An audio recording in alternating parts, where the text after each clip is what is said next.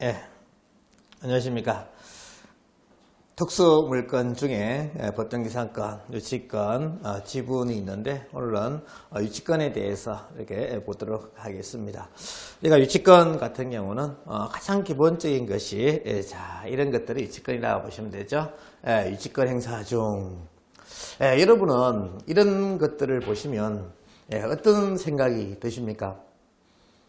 아유, 저 참 이 공사하신 분들 참 불쌍하다 이런 생각을 드십니까? 하십니까? 아니면 저거는 참 안타깝다 하면서 이제 거기서 끝나면 우리는 안 되겠죠. 이제 부동산을 배우고 이제 부동산을 통해서 수익을 창출을 하기 위해서 또 이 부동산을 가지고 업으로 이렇게 하려고 하는 그런 생각을 가지시고 하신 분들 아니겠습니까? 이제는 자 이런 물건들을 보면 저거를 내가 해결하면 돈이 엄청나게 될 것인데 저기 돈인데 저거를 어떻게 내가 돈으로 내 걸로 어떻게 만들 수 없을까 하는 그런 생각을 가져야 됩니다. 이제 마인드 전환을 해야 된다는 거죠. 큰 건물에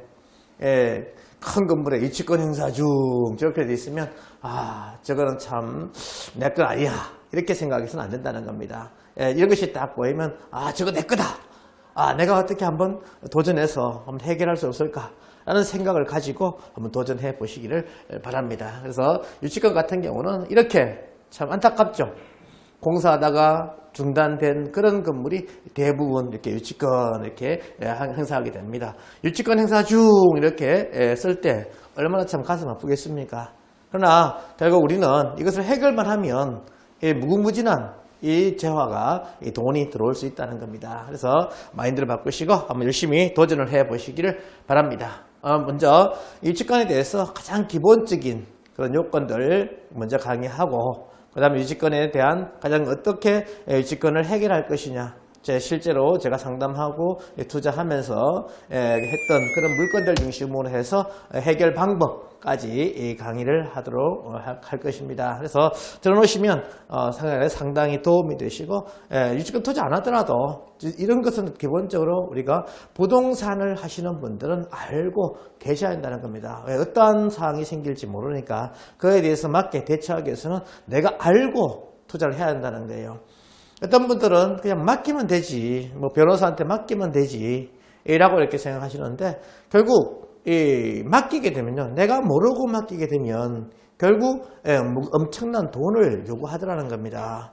결국 내가 알고 맡기면 결국 들어갈 거 안 들어갈 거 카트 해가지고 내가 정리를 할 수 있다는 거예요. 우리가 소송을 하더라도 있지 않습니까? 결국 한 건으로 우리가 보면 기본적으로 이런 만약에 필지가 한 필지가 있는데요. 그래서 만약 A, B, C가 내가 내 물건에 내 토지에 사용하고 있어요. 그러면 이 A, B, C한테 내가 치료 청구를 할 때 결국 가장 단적인 예입니다. 만약에 A한테, B한테, C한테 치료를 내가 청구하지 않겠습니까? 이런 경우에 모르시는 분들 같은 경우는요, 한 건씩 진행한다는 거예요. 그러면 수수료가 3개가 들어가죠. 그런데 잘 아시는 분은 요 한 건으로 해가지고 진행시킨다는 겁니다. 그럼 수수료 한 번만 주면 된다는 거예요. 그래서 알고 모르고 차이가 이렇게 돈이 조금 들어가느냐, 많이 들어가느냐, 이런 차이가 있다는 거예요. 그래서 내가 맡기더라도 가장 기본적인 것은 알고 맡기는 것이 좋다 하는 것을 먼저 알고 가셔야 되겠습니다. 자, 그래서 유치권을 보면요, 유치권은 가장 중요한 것이 이제 성립 요건이 참 중요합니다. 유치권이 되느냐 안 되느냐 이것이 제일 중요한 문제예요. 그래서 유치권 행사 중 하고 있는데 유치권이 안 된다 그러면 바로 소송을 해가지고 결국 내보낼 수 있는 아니면 형사고발을 통해서 내보낼 수 있는 그런 상황이 된다는 겁니다. 그래서 유치권이 되는지 안 되는지 먼저 입찰하기 전에 반드시 확인하시고 들어가야 되겠죠. 만약에 유치권이 안 된다 그러면 내가 수익 창출을 상당히 많이 할 수 있는 것이고, 유치권이 된다 그러면 그 해결하는 비용이 들어가겠죠. 그러면 그 해결하는 비용을 빼고 내가 입찰 금액을 산정을 해야 된다는 것입니다. 우리가 기본적으로 이 법정이상권이나 유치권, 이것은 이 말소 기준 권리보다 밑에 있더라도 무조건 인수하는 권리이기 때문에 굉장히 중요해요. 그래서 유치권은 반드시 우리가 경매하시는 분들은 반드시 알고 가셔야 된다 하고 이렇게 보시면 되겠습니다. 그러면 자, 유치권 성립의 요건, 이것이 제일 중요한 부분인데요. 자, 요건을 한번 보시면요, 유치권의 의의부터 먼저 보겠습니다. 자, 우리가 유치권은 민법 320조, 이것이 제일 중요합니다. 그래서 하나씩 보시면요. 자, 1번 타인의 물건 또는 요가정권을 이렇게 나와 있죠. 자기 물건이 아닌 타인의 물건이라고 이렇게 나와 있고요. 두 번째 뭡니까? 점유한 자는 되어 있습니다. 점유한 자는. 그 다음에 세 번째 보시면요. 그 다음 세 번째 보시면 이렇게 되어 있죠. 그 물건이나 유거정권에 관하여 생긴 이렇게 되어 있습니다. 우리가 이것을 전문용어로 결련관계다라고 이야기하는데, 물건에서 생긴, 그리고 채권이 반드시 있어야 됩니다. 네 번째가 반드시 채권이 반드시 있어야 되고요. 그다음 다섯 번째가 반드시 변제기에 있어야 되지, 변제기에 있지 않으면 안 된다는 겁니다. 그 채권이, 변제기라는 것은 갚을 날짜가 돼야지 되지, 갚을 날짜가 되지 않으면 변제기가 도래하지 않은 것입니다. 그래서 변제기가 돼야 되고, 그 다음에 그 물건이 불법 행위로 인한, 그러니까 우리가 점유할 때 불법 행위로 점유해서는 안 된다는 거예요. 반드시 합법적인 그런 행위로 점유를 해야 되고요. 그 다음에 자, 7번째 보시면요, 이렇게 유치권의 발생을 배제하는 특약이 없어야 됩니다. 만약에 유치권을 주장하지 않겠다, 포기 특약을 넣게 되면 결국 그것이 유효하게 됩니다. 그래서 유치권은 배제 특약이 없어야 된다 하는 것은 판결로 이렇게 나와 있고요. 그 다음에 민법 324조에 이렇게 보시면요, 유치권의 선관주 의무 이렇게 나와 있습니다. 그다음에 유치권자는 선량한 관리자주의로 되어 있어요. 선량한 관리자주의라는 것은 주인과 같은 마음, 주인과 같은 그런 마음으로 관리를 해야 된다라고, 이렇게 점유해야 된다라고 이렇게 보시면 되겠고요. 그 다음에 9번째, 유치물의 사용 또는 대여 또는 담보 제공을 하지 못한다 되어 있습니다. 유치물을 우리가 점유하고 있는 것은 된다는 거죠. 그런데 그것을 사용하면서 수익 활동을 해서는 안 된다는 겁니다. 또 그것을 통해서 대여해서는 안 된다는 거죠. 그래서 못한다 되어 있고요. 그 다음에 10번째 보시면 유치물의 보존에 필요한 행위는 가능하다 보시면 되겠습니다. 그래서 점유하면서 관리는 해야지 않겠습니까? 보존하는 행위, 보존하기 위해서 필요한 그런 것들은 가능하다라고 보시면 돼요. 그래서 유치권에 대해서 요건을 따질 때는 자, 이렇게 세 가지, 어떤 거? 민법 320조와 그 다음에 판결과 그 다음에 민법 324조, 요걸 중심으로 해서 유치권에 대해서 정의하시면 됩니다. 이렇게 10가지로 해가지고 이 요건이 되는데, 반드시 유치권은 이 강력한 권리 아니겠습니까? 유치권 주장하시는 분이 이 유치권이 된다 그러면 무조건 인수하는 이제 그런 상황이 되기 때문에 이 유치권은 요건이 굉장히 중요합니다. 법정기상권도 마찬가지죠. 법정기상권도 그 여건이 확실히 맞아야 되지, 여건에 맞지 않으면 법정기상권도 되지 않듯이 유치권도 마찬가지입니다. 이렇게 10가지 여건이 다 충족해야지 되는 것이지, 한 가지라도 충족하지 않으면 일단 소송에서 불리하다라고 보시면 되겠습니다. 그래서 유치권은 요 10가지 요건이 굉장히 중요하다 하는 거 기억을 하셔야 되는데, 우리가 보다 기억을 좀 쉽게 하기 위해서. 이 강아지를 제가 집에서 이렇게 키우게 되는데요. 제가 이제 시골에, 경북에 살다가, 이 서울 수도권에 와가지고, 살 때가 있었습니다. 그래서 저는 이제 제 개인적인 일로 바쁘고, 안사람 같은 경우는, 중학교 교사를 와가지고, 또 교사로서 이렇게, 교환 근무해가지고 이렇게 경기도 올라와 있었는데요. 그때 안양에서 이렇게 제가 살고 있었습니다. 그때 이제 안사람은 분당에 모 중학교에 근무했고 저는 안양에서 이렇게 활동을 하고 있는 상황인데요. 애들이 초등학교 3학년 하고 유치원 7살 그때 해가지고 처음에 이제 올라왔었는데요. 애들이 올라와가지고 나중에 한 6개월 정도 이렇게 지났을 때 애들하고 이제 가족회의, 저는 이제 가족회의를 이렇게 좀 집에서 이렇게 같이 하는데요. 아이들의 의견도 이렇게 들어야 되니까, 이 가족회의를 하는데, 애들이, 경북 구미에서 있다가, 안양으로 올라오게 되니까, 사투리를 많이 쓰지 않습니까? 그래서 사투리를 쓰니까, 애들이 말만 하면 그냥 웃는다는 거예요. 그러니까 자꾸 막 애들이 사투리를 막 심하게 쓰니까 경상도는 그래요 안 그래요 이제 그런 사투리 쓰고 막 이렇게 하는데 사투리 쓰니까 애들이 자꾸 비웃고 막 웃고 그러니까 애들이 소심해져 가지고 말을 6개월 동안 못했다는 겁니다. 그래서 참 가슴이 아팠죠. 저도 바쁘고 안 사람도 바쁘니까 애들이 학교에 갔다 오면 그냥 집에 혼자 있어야 되는데 학교 가서도 친구도 없고 집에서도 참 외롭게 있는 그런 상황이 되니까 참 제가 가슴이 너무 아팠습니다. 그런 가운데 저 안 사람이 우리 분당 쪽에 가보면 모란시장이 있지 않습니까? 이 모란시장이 있는데 그 모란시장에 쇼핑을 가자 그러더라고요. 그래서 모란시장에 쇼핑을 이렇게 갔어요. 가서 이렇게 보니까 저는 처음 갔는데 동물들이 엄청나게 많더라고요. 그런데 있지 않습니까? 저는 토끼가 시골 토끼 같은 경우는 산에 덧나가지고 옛날에 토끼 많이 잡았지 않습니까? 토끼가 요만한데 모란시장의 토끼는 이만하더라고요. 그리고 이야 세상에 토끼가 이렇게 큰 토끼도 있구나 하면서 이제 놀라기도 했는데요. 이렇게 애들이 쇼핑을 이렇게 쭉 다니다가 이 시장이지 않습니까?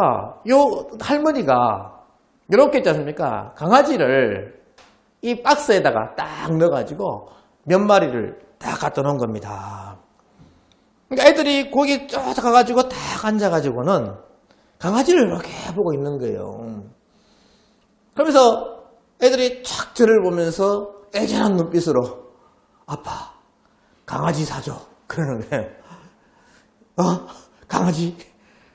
그 당시 금전이 별로 없었기 때문에 작은 빌라에 살고 있었거든요. 그런데 그 작은 빌라에 살면서 저는 시골에서 개는 이렇게 풀어놓고 키우는 제가 시골 초등학교 아주 시골 초등학교 다녔기 때문에 아버지가 이제 개를 가끔 키우셨는데요. 제가 학교 마치고 탁 오면 앞에 전부 다 논입니다. 그 논을 쫙 가로질러 가지고 저한테 막 달려오는 그 강아지를 봤을 때 참 기분이 좋지 않습니까? 저 그런 것만 생각했는데 안양에서 개를 키운다는 것은 그 집안에서 키워야 되는데 상상이 안 되는 겁니다. 저 집에서 개 키우는 건 절대로 좀 반대거든요.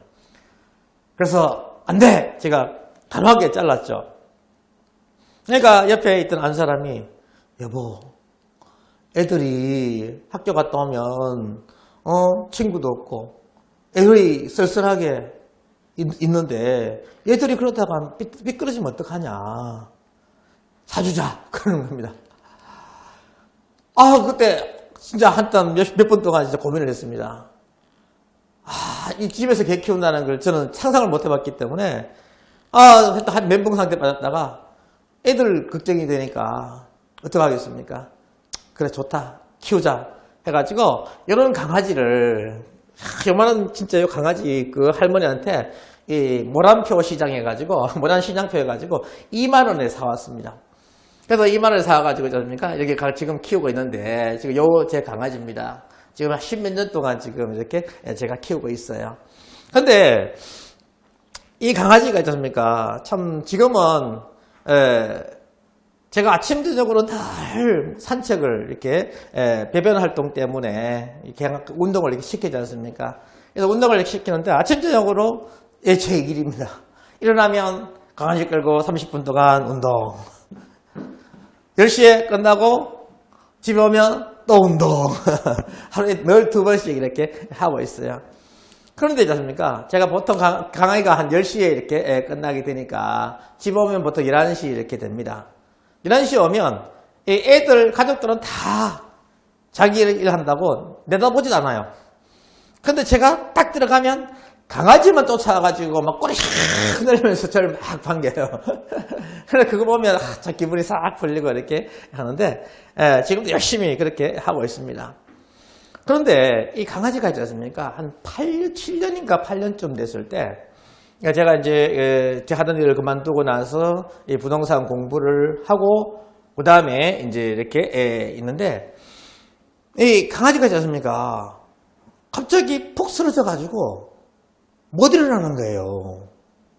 강아지가 끙끙 하면서 웅웅 하면서 있지 않습니까? 못 일어나요.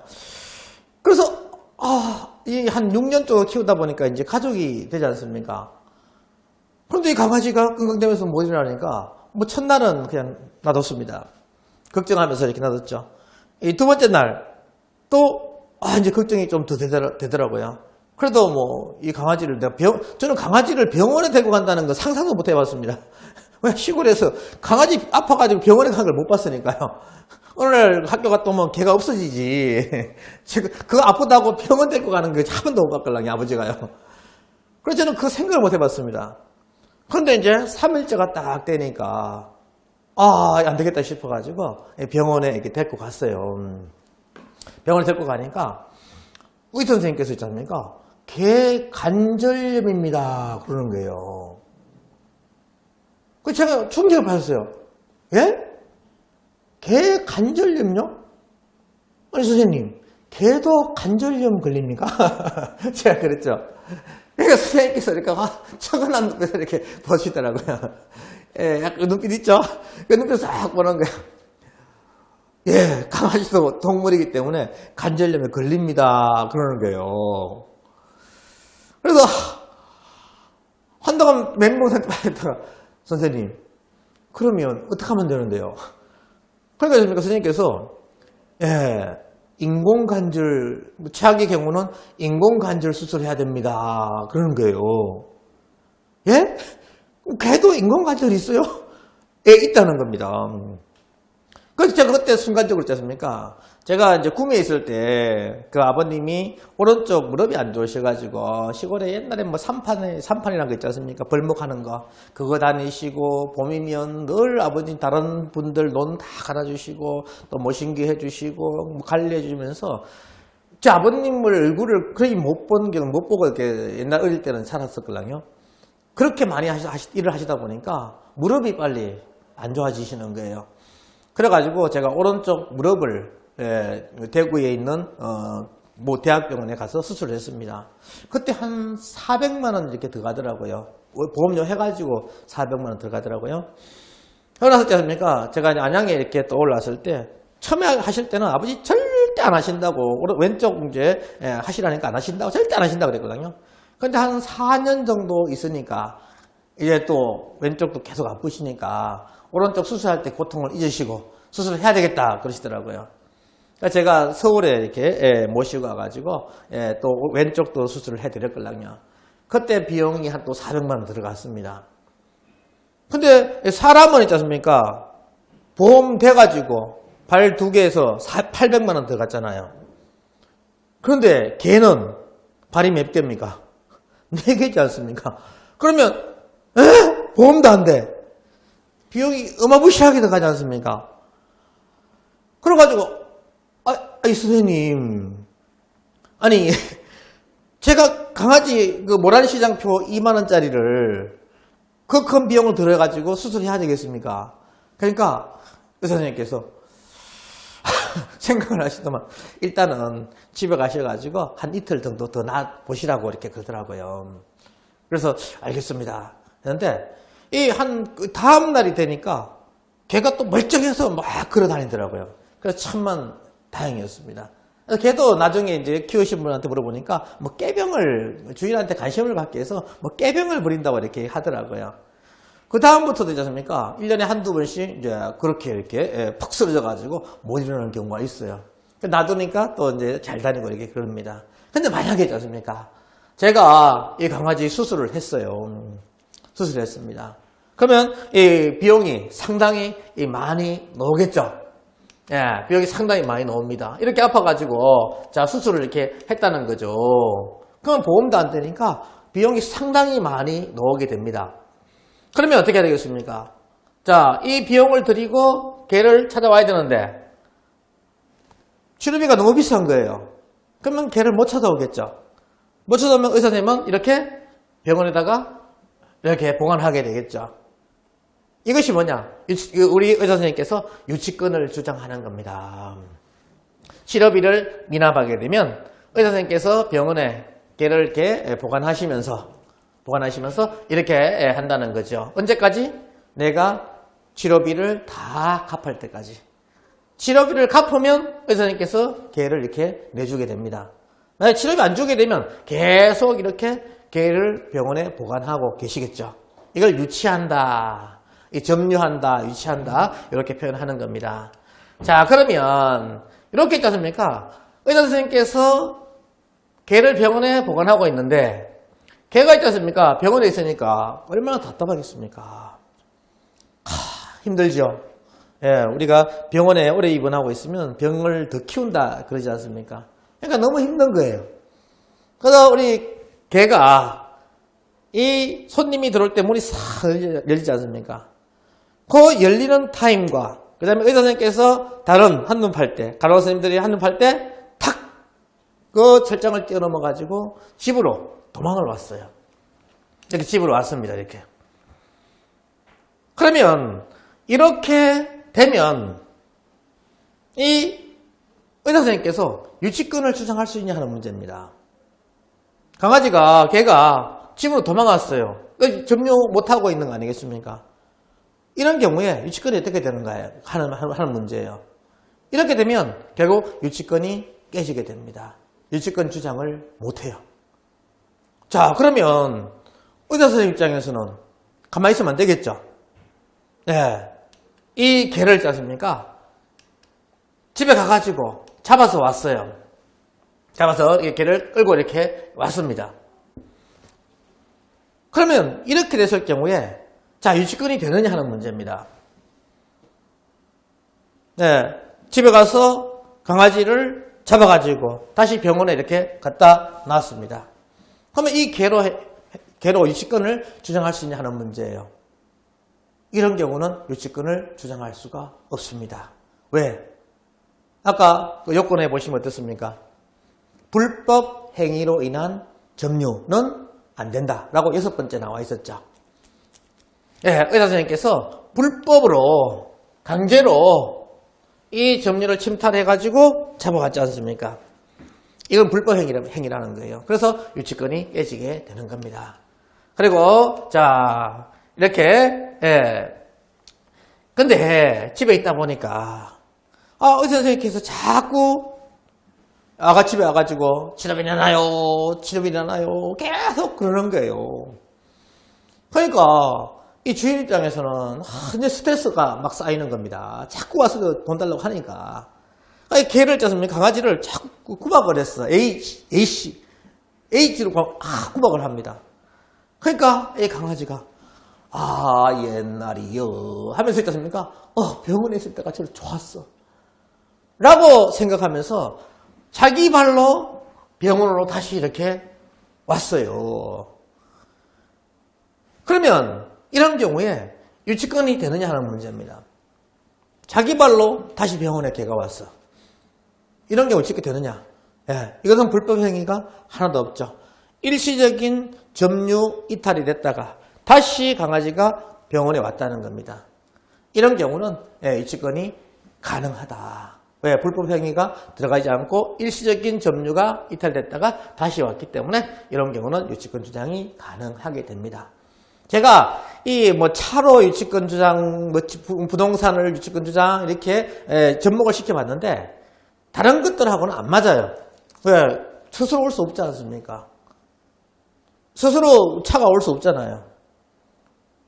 뭐 요새는 AI까지 해가지고 이제 자동화 시스템 돼서 뭐 이렇게 차 혼자 간다는데 그러면 앞으로 어떻게 될지 모르겠지만 지금 상태에서는 차가 스스로 올 수 없다는 거예요.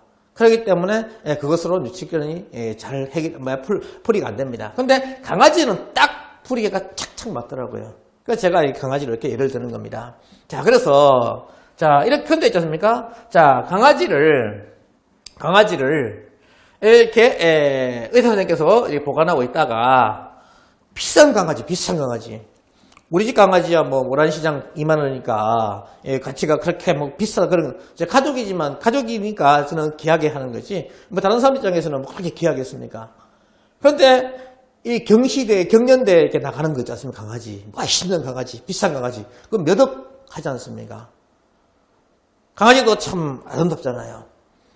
그러면 그 너무 귀한 강아지 전 세계 몇 마리 받는 강아지가 왔다는 거예요.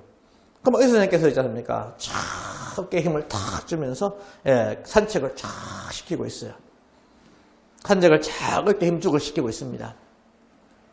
자, 그러면 이것이 사용 수익은 유치권은 안 된다 그랬죠. 자, 강아지를 병원에 갖고 있다가 자, 사용 수익 산책 그렇게 힘을 딱 주고 다니면서 이렇게 산책을 하고 있습니다. 이게 사용 수익이 되느냐 하는 문제예요. 관리 행위는 괜찮다 그랬죠. 관리는 괜찮습니다. 근데 사용 수익하는 행위는 절대로 안 된다고 이렇게 9번째 조건에 이렇게 나와 있지 않습니까? 이 강아지 산책시키는 것 이것이 사용 수익이겠습니까? 관리 행위겠습니까? 그럼 예를 따르게 들어볼게요. 자, 외제차를 샀습니다. 우리가 뭐 국산차 같은 경우는 뭐 정비비가 외제차에 많게는 뭐 한 10분의 1밖에 적게는 한 5분의 1 정도 이렇게 차이가 나죠. 어떤 분이 외제차를 탁 프리우스 그런 것 같은 경우는 굉장히 연비가 좋지 않습니까? 전기로 해서 이렇게 가기도 하고 그다음에 기름도 이렇게 가끔 넣고 하니까 연비가 참 좋아요. 일반 휘발유차 같은 경우는 기본적으로 우리가 기본적으로 보면 서울에 강남에서 용인까지 계속 매일 공부 때문에 다닌다 칩시다. 그렇게 되면 벌써 5, 60km 매일 달리지 않습니까? 그럼 100km 정도 하루에 달린다는 거죠. 그렇게 되면 이 기름값이 상당히 많이 들어가죠. 그러면 그 비용이 있지 않습니까? 한 달에 몇십만 원 들어간다는 겁니다. 근데 전기차 이거 같은 경우는 거의 한 4분의 1, 5분의 1밖에 기름이 안 들어가요. 유지비가 상당히 적게 들어가는 거죠. 그래서 이분이 휘발유차를 타다가 전기차를 탁 타고 다녀요. 어우, 참 좋다 하고 이렇게 연비가 적게 들어가는 게 좋다 하고 다니는데 갑자기 있지 않습니까? 상대편에 그 차들이 가다가 모래가 탁 떨어지면서 튕겨가지고 앞유리가 탁 깨지네요. 그럼 정비비가 상당히 많이 들어가게 되죠. 그래서 기름값 아낀 그 모든 것들이 결국 수리비로 다 들어가는 이런 상황이 되어버립니다. 자, 그러면 외제차를 정비소에 맡겼어요. 그러니까 정비소의 사장님께서 있지 않습니까? 하고 있다가 이거를 있지 않습니까? 시운전을 시켜요. 언제? 하루에 2번은 시켜줘야죠. 시운전 2번. 언제? 저녁 때 차를 시동 켜가지고 집에 싹 갔다가 아침에 다시 그 타를 타고 싹 정비소에 와요. 하루에 아침 저녁으로 시운전을 이렇게 시켜줍니다. 자, 이거는 사용 수익입니까? 관리입니까? 보통 분들 이렇게 질문하면 강아지는 관리요 하고 차는 사용 수익요 이렇게 이야기합니다. 그렇게 생각하시죠? 그런데 있지 않습니까? 우리가 만약에 이 사건을 해서 실제로 소송에 들어갔다. 그러면요. 내 판단과 판사님의 판단은 틀립니다. 왜? 변호사가 어떻게 주장하느냐에 따라 틀리기 때문에 함부로 예단하지 마라. 함부로 판단하지 마라. 라고 말씀을 드립니다. 사용 수익이냐 관리냐 이것은 판사의 판단을 통해서 해야 된다. 좀 이따가 제가 이 집을 임대 줬을 때 사용 수익이냐 관리냐 그에 대해서 정의하면서 다시 한번 설명드리겠습니다. 중요한 것은 뭐다? 함부로 판단하고 하지 마라. 판단하면 안 된다. 어떻게 다툼을 하느냐에 따라 달라진다라고 보시면 되겠습니다. 자, 그래서 이 사용 수익이다 아니다 판단하지 말라는 거예요.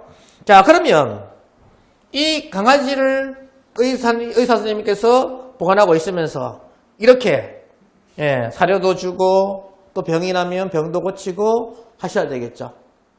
자, 이런 비용, 이 관리 비용, 이것은 유치권이 들어갈 것이지 안 들어갈 것이 하는 문제입니다. 우리가 이 건물을 관리하면서 전기 사용하게 되잖아요. 그런 경우에 이것이 왜 필요해서 유치권으로 할 수 있을 것이냐 없을 것이냐 하는 그런 문제라는 겁니다. 이런 강아지를 위해서 들어간 비용, 이것은 유치권 주장이 가능합니다. 그런데 이런 경우 있죠. 우리가 이제 넓은 공장인데요. 여기에 공장 건물이 있고 기계기가 쭉 있습니다. 근데 유치권 같은 경우에 뭐 전기도 끊어지고 다 끊어지겠죠. 여기에 컨테이너 박스를 갖다 놔요. 컨테이너 박스 갖다 놓고 여기에 전기 넣습니다. 그래서 관리를 하고 있어요. 이 비용은 더 할 것이냐 하는 문제입니다.